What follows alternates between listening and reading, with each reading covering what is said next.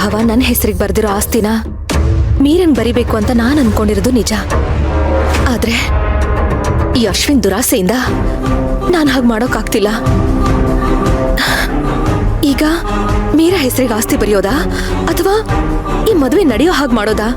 ಆ ಪ್ರಶ್ನೆ ಏನಾದ್ರೂ ಹುಟ್ಕೊಂಡ್ರೆ ಮದುವೆ ನಡೆಯೋ ಹಾಗೆ ಮಾಡೋದೇ ನನ್ನ ಮೊದಲನೇ ಆಯ್ಕೆ ಆಗಿರುತ್ತೆ. ಮೀರಾಗೆ ಆಸ್ತಿ ಸಿಗಲ್ಲ ಅಂದ್ರೇನು? ಅಲ್ಲ, ಅರ್ಜುನ್ ಸರ್ಗಿಂತ ದೊಡ್ಡ ಆಸ್ತಿ ಬೇಕಾ?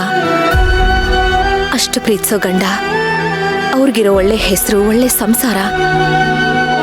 ನಾಳೆ ಮುತ್ತಿನಂಥ ಮಗು ಕೂಡ ಹುಟ್ಟುತ್ತೆ. ಆಗ ರಾಣಿ ಥರ ಇರ್ತಾಳೆ ಮೀರಾ. ನನ್ನ ಅರ್ಜುನ್ ಸರು ಚೆನ್ನಾಗಿರ್ತಾರೆ.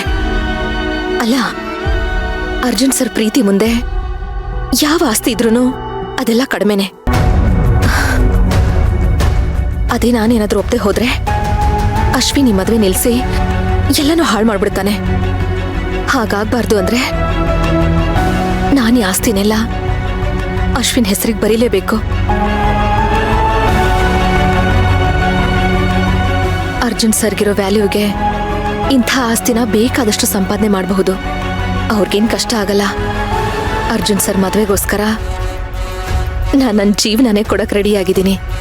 ಹೀಗಿರುವಾಗ ಆಸ್ತಿ ಬರ್ಕೊಡಲ್ವಾ? ಬರ್ಕೊಡ್ತೀನಿ. ಅಶ್ವಿನ್ಗೆ ಬರ್ಕೊಡ್ತೀನಿ. ನಾನು ಅರ್ಜುನ್ ಸರ್ ಚೆನ್ನಾಗಿರ್ಬೇಕು, ಅವ್ರ ವಂಶ ಬೆಳಿಬೇಕು. ಅದಕ್ಕೋಸ್ಕರ ನಾನು ಯಾವ ತ್ಯಾಗಕ್ಕೆ ಬೇಕಾದ್ರೂ ಸಿದ್ಧ.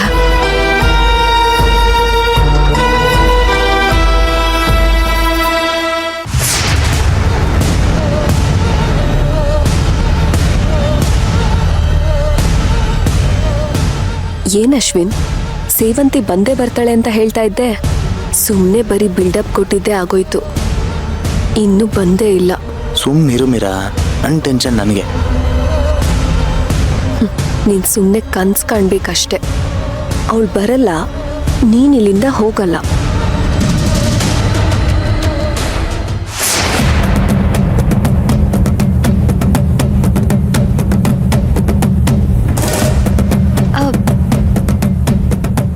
ಸೇವಂತಿ ಅಕ್ಕ ಬಂದ್ರು.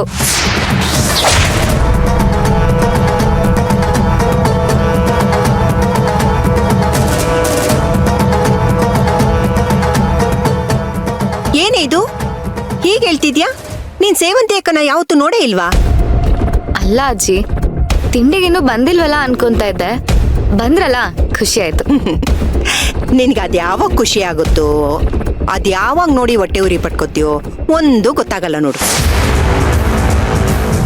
ಬಾಕಂದ ಕೂತ್ಕೋ, ತಿಂಡಿ ತಿನ್ನು. ಬೇಡ ಅಜ್ಜಿ, ನನಗೆ ಹಸ್ವಿಲ್ಲ. ಯಾಕೆ ಇತ್ತೀಚೆಗೆ ನೀನು ಊಟ ತಿಂಡಿ ಯಾವುದು ಸರಿಯಾಗಿ ಮಾಡ್ತಿಲ್ಲ? ಅಯ್ಯೋ ಅಜ್ಜಿ, ಈಗ ಸ್ವಲ್ಪ ಹೊತ್ತಿಗೆ ಮುಂಚೆ ಅಶ್ವಿನ್ ಅವ್ರ ಹೋಟ್ಲಲ್ಲಿ ಮೃಷ್ಟಾನ್ನ ಭೋಜನ ಮಾಡಿದ್ರಂತೆ.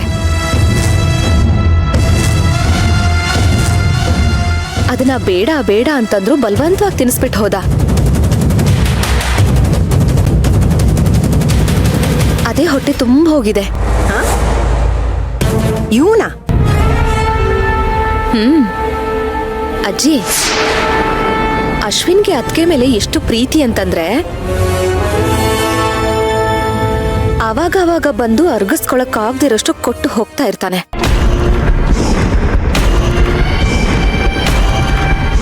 ನನಗಂತೂ ಸುಧಾರಿಸ್ಕೊಳ್ಳೋದಕ್ಕೆ ವಾರಗಟ್ಲೆ ಬೇಕಾಗತ್ತೆ.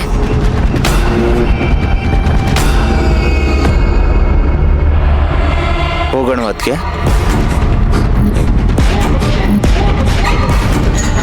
ಎಲ್ಲಿಗೆ? ಅದು ಅಜ್ಜಿ, ನಮ್ಮ ಕೆಫೆಲಿ ಒಂದು ಹೊಸ ರೆಸಿಪಿ ಇಂಟ್ರೊಡ್ಯೂಸ್ ಮಾಡ್ತಿದ್ದೆ. ಆ ರೆಸಿಪಿನ ಸೇವಂತಿ ಅದಕ್ಕೆ ನಮ್ಮ ಭಟ್ರಿಗೆ ಹೇಳ್ಕೊಡ್ತಾರಂತೆ. ಅದಕ್ಕೆ ಕರ್ಕೊಂಡು ಹೋಗ್ತಿದ್ದೀನಿ. ಹೌದೇನೆ? ಹೌದು ಅಜ್ಜಿ. ಏನೇ ಹೌದು? ಇವನ್ ಕರ್ದ ನೀನ್ ಕೋಲೆ ಬಸ್ಸನ್ ತರ ತಲೆ ಆಡ್ಸ್ಕೊಂಡು ಇವ್ನ ಹಿಂದೆ ಹೋಗ್ಬಿಡು ಅಲ್ವಾ? ಯಾಕಜ್ಜಿ, ಅದಕ್ಕೇನ ನಾನು ಎಲ್ಲೂ ಕರ್ಕೊಂಡು ಹೋಗ್ಬಾರ್ದಾ? ಹಾ, ಕರ್ಕೊಂಡೋಗಪ್ಪ, ಧಾರಾಳವಾಗಿ ಕರ್ಕೊಂಡು ಹೋಗು. ನೀನ್ ತಡೆಯೋರು ಯಾರು? ಈ ಮನೆ ಎಲ್ರು ಚಾಕ್ರಿ ಮಾಡಕ್ ತಾನೆ ಇವಳು ಈ ಮನೇಲಿರೋದು.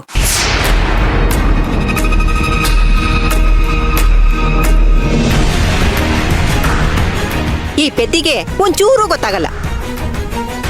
ಯಾರೇ ಕರೀಲಿ ಸಹಾಯ ಮಾಡಕ್ ಹೊರಟ್ಬಿಡ್ತಾಳೆ. ಹೋಗ್ಲಿ, ಇವತ್ತೇನು ಯಾವ ದಿನ ಏನ್ ವಿಶೇಷ ಅಂತ ಯಾರಿಗಾರು ಏನಾದ್ರೂ ಗೊತ್ತಿದ್ಯಾ?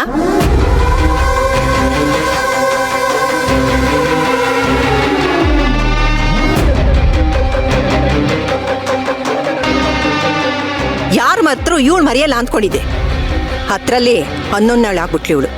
ಸೊಸೆ, ಅತ್ತೆ ಏನತ್ತೆ? ಈ ಮನೇಲಿ ನನ್ನನ್ ಬಿಟ್ರೆ ನೀನೇ ದೊಡ್ಡೋಳು. ನಾನ್ ಮರೆತ್ರು ನೀನ್ ಮರಿಬಾರ್ದು. ಇವತ್ತು ನವರಾತ್ರಿ ಪಾಡ್ಯ.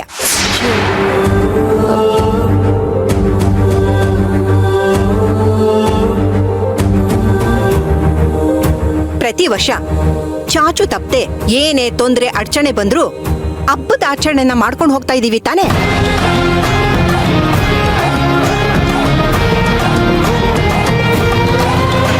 ಯಾರಿಗೂ ನೆನ್ಪೇ ಇಲ್ಲ ಈ ಮನೇಲಿ.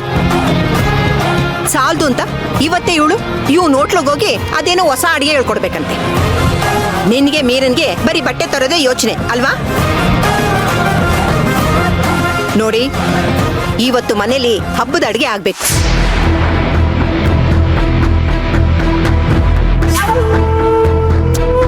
ಜೊತೆಗೆ ಬೊಂಬೆ ಕೂರಿಸ್ಬೇಕು. ಮುತ್ತೈದೆಯರಿಗೆ ಅರ್ಶಿನ ಕುಂಕುಮ ಕೊಡ್ಬೇಕು. ಏನೋ ಯಾರು ಎಲ್ಲೂ ಹೋಗಾಗಿಲ್ಲ.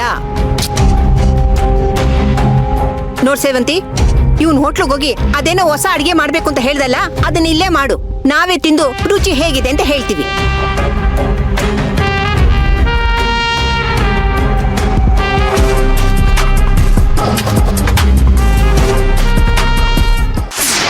ಮನೇಲಿ ಇಷ್ಟು ಜನ ಹೆಂಗಸರು ಇದ್ದೀರಾ, ಹಬ್ಬ ಹುಣ್ಮೆನ ನಾನೇ ನಾಪಿಸ್ಬೇಕಲ್ವಾ? ಅಜ್ಜಿ ಹಬ್ಬ ಸಂಜೆ ಅಲ್ವಾ ಇರೋದು, ನಾನು ಅದಕ್ಕೆ ಹೀಗೋಗಿ ಬಂದ್ಬಿಡ್ತೀವಿ. ಏಯ್, ಅವಳಿಗೆ ಇವತ್ತು ಮನೇಲಿ ತುಂಬಾ ಕೆಲಸ ಇದೆ. ನೀನ್ ಹೀಗ್ ಹೋಗಿ ಹಾಗೆ ಬರ್ತೀನಿ ಅನ್ನೋದಾದ್ರೆ ಒಂದ್ ಕೆಲಸ ಮಾಡು. ಹೋಗಿ ಬಾಳೆಕಂಬ, ವಿಳೆದೆಲೆ, ಅಡಿಕೆ, ಹೂವು, ಪೂಜೆಗೆ ಏನೇನ್ ಬೇಕೋ ಎಲ್ಲ ತಗೊಂಡ್ ಬಾ.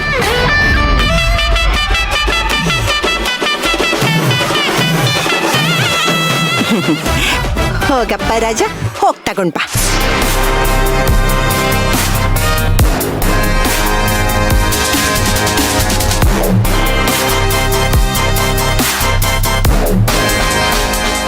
ನೀನೇನ್ ಅವನು ನೋಡ್ತಾ ಇದ್ಯಾ? ತಿನ್ನೆ.